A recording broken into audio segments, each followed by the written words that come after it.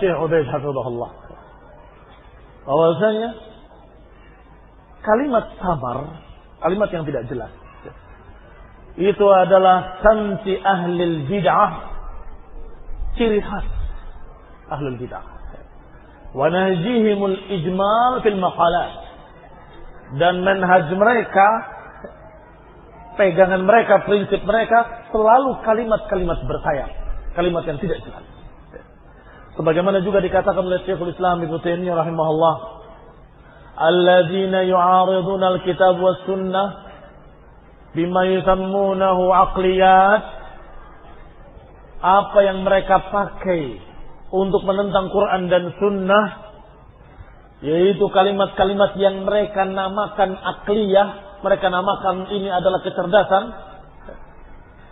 wal kalamiyat wal falsafiyat, yang merupakan ilmu kalam, ilmu filsafat, wa nahwi dzalik, innama yabnuna amrahum fi dzalik ala aqwalin mushtabihah. Mereka selalu menggunakan kata-kata yang mushtabihah, yang samar maknanya, yang mujmalah, yang global. Tahmil ma'na muta'addidah, tahmil ma'ani atau tahtamil ma'ani muta'addidah, yang mengandung makna yang berbeda-beda. Bisa makna sana, bisa makna sini. Contoh, di dalam bukunya Syekh Rabi membantah Ibrahim Ar-Ruhaili, disebutkan ucapan Ruhaili dengan kalimatnya, ini nasihat kepada para pemuda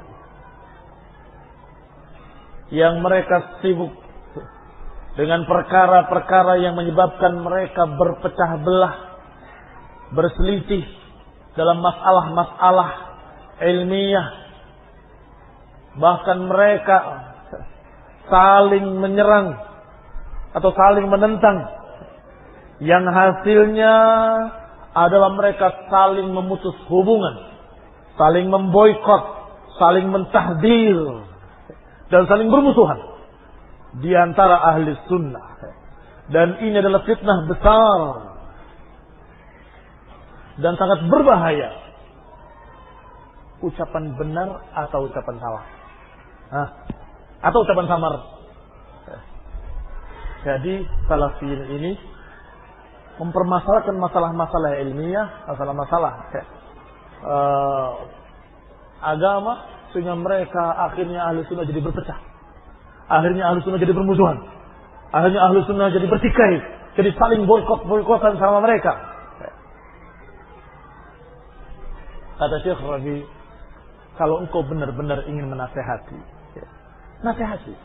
Yang mana yang menyebabkan perpecahan? Yang jelas. Ini belum jelas kamu mengatakan, sudahlah jangan ribut, sudahlah kita jangan berpecah, jangan saling mentahdir, kalian harus bersatu. Tapi tidak berbicara, pecahnya karena apa? Berselisihnya karena apa? Mereka tahdir-tahdiran karena apa? Mereka memboikot satu sama lain karena apa? Tadi mana? Kata Syekh Rabi, bahwasanya perpecahan yang terjadi di antara salafiyin adalah karena adanya perkara-perkara baru alias bid'ah di tengah-tengah mereka. Kalau bukan karena itu nggak terjadi ikhtilaf di kalangan mereka. Ahli sunnah tidak berselisih, salafiyun tidak berselisih. Mereka kelihatan seperti berselisih karena ada yang ngaku salafiyun tetapi membawa kebid'ahan. Maka disebutkan oleh beliau, oleh Syekh Rabi, penyebab perpecahannya adalah orang-orang yang membawa pemahaman baru, kaidah baru, pendapat baru yang tidak dikenal oleh salaf. Disebutkan satu persatu orang-orangnya. Seperti munculnya di tengah-tengah mereka Adnan Ar'un, munculnya di tengah-tengah mereka Abul Hasan Al-Ma'ribi, munculnya di tengah-tengah mereka Ali Hasan Abdul Hamid, munculnya di tengah-tengah mereka orang-orang yang seperti itu. Maka terjadilah perpecahan, membuat kaidah-kaidah baru. Akhirnya sebagian salafiyin masih berpegang dengan para ulama kibar, sebagian juga terbawa dengan kaidah barunya Adnan Ar'un. Tahu Adnan Ar'un? Adnan Ar'un itu menganggap bid'ah istilah salaf. Kalau mereka salaf itu bid'ah, tidak ada istilah salaf. Yang ada istilah muslimin sama ahli sunnah. Ada dalam hadis, Salaf tidak ada.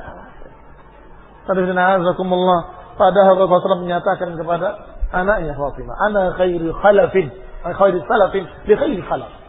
Aku adalah sebaik-baik salaf untuk sebaik-baik salaf. Siapa bilang bahwa itu adalah kalimat bid'ah? Tuhan dan Allah. Dan juga memuji Sayyid Qutb Habib. Bukunya mengangkat-ngangkat, menyanjung-nyanjungnya. Datang ke Indonesia, datangnya ke orang-orang yang ngaku ahli sunnah salafiyun. Kan aneh. Apa bukan itu yang bikin fitnah? Kenapa harus ribut? Jangan tahdir-tahdiran. Jangan kalian saling boikot-boikotan. Jangan. Salah. Kok yang dilarang orang yang ingkarul munkar? Ini ingkarul munkar. Sedangkan yang membawa kemunkaran tidak disalahkan. Ya hada, ya Ruhaili. Kalau kamu mau menasehati, karena judulnya nasihatku untuk para pemuda.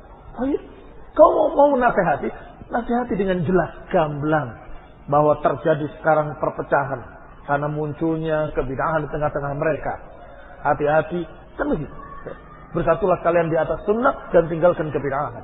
Ini enggak. Yang disalahkan, yang mentahdir. Yang memperingatkan dari bahaya hizbiyah. Yang memperingatkan dari bahaya sururiyah, qutbiyah. Dari bahaya ikhwaniyah. Ini yang disalahkan oleh dia.